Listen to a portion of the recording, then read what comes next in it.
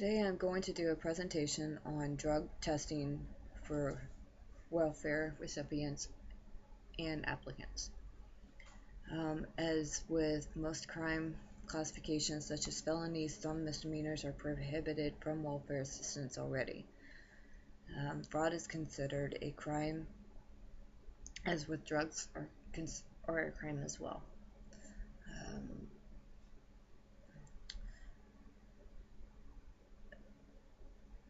Fraud is considered a crime, so if you're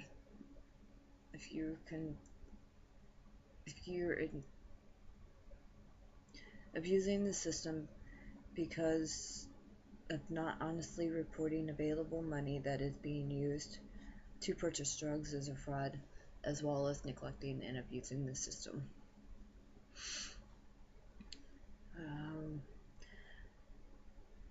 Talking to one of my coworkers a few days ago, because we were talking about my presentation, and I had told him what my presentation was about, so we got to talking and about my topic, and we were discussing that most welfare recipients and applicants could do without the assistance. For example, if they're capable of working, if they're capable of walking, going to meet to purchase drugs, as well as saying they don't know what to do with themselves during the day,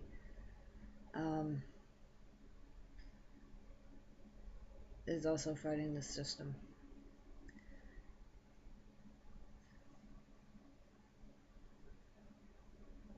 These of whom are physically, mentally, and capable of working, rather than stealing from recipients and applicants who are not physically and mentally capable of providing income for themselves and can't to use that income for necessities and what they may need in groceries or a little bit of cash assistance. Leaving that said, drug testing for welfare recipients and applicants should be done upon applying, even rather than just throughout periodically throughout random drug testing. I think that they should be done at the time of applications.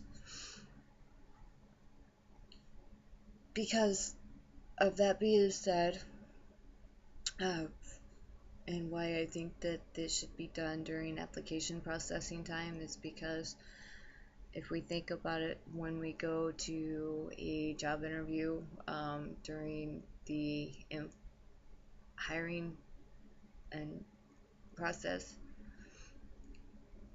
you would have, most places you have to do a pre-employment drug screening. So honestly, I don't know what the difference would be between the two. I think that if employers need to do it, then it's probably not a bad idea that assistants also have to do it.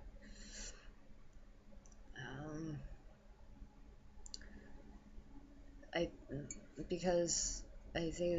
say this because applicants and recipients who receive assistance, it's a privilege, and it's for honest people and people who with disabilities incapable of caring for themselves. In some cases, you got people who do work but may fall short and need assistance. They also should still be randomly drug tested and drug tested at the beginning of the application. Um, but for ones that do nothing but sit and do drugs all day, um, that costs the government more money than the ones who um, do need the assistance. For the government to provide for people that are truly in need, it costs more money to provide for the ones who are in need, because we're taking the ones who don't need it, that are falling through the system and getting it.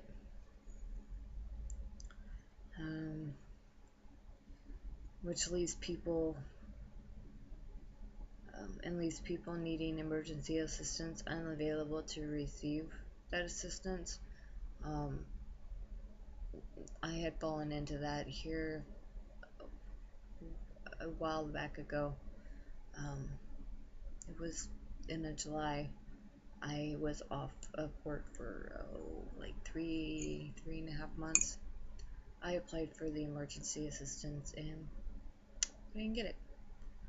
So, but I was honest and I turned everything in, and I had employment, I had income for the 3 months prior to needing the assistance. I say 3 months prior to needing the assistance, it's because they went back 3 months as far as income check, which I think is stupid, but again, that's one way they keep control of what's going on. So therefore, as you can tell, I did not get the assistance. If we think about this, it is required to do drug screen prior to employment. So what difference would it be to require prior drug screen for assistance? If capable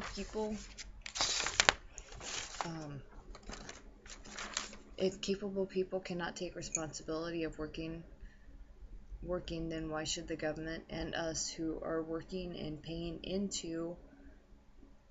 our taxes into this, why should we provide for others' habits and the lack of their lack of responsibility? If there's money available for illegal activities and drugs to be bought, then it proves that there is money. There's money available for them to provide for their basic needs and groceries.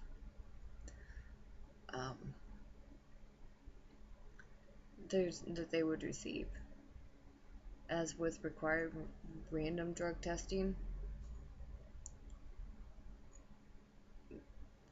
I think that they should do that as well, because they may be clean for just a short time, long enough to get past that part, the random drug screen, or the previous drug screen, but then they could go right back to it. Oh, I've got through the system and I'm good, so I'm gonna start it back up.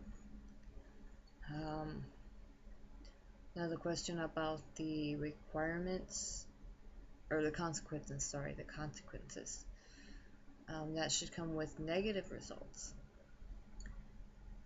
Should there be a step taken if tests come back positive? The same as if someone were on probation and failed a drug test, it was required to be reported. So therefore, it should probably be reported to local authorities. Along with assistance their assistance should be immediately dropped, losing eligibility as with the probation requirements, restitution. So the restitution, they should be appointed to pay back what they've gotten in assistance. So that's, it's all the same requirements. Pre-employment requirements should follow the same as this should follow under the same as pre-employment requirements because it's pre-assistance requirements.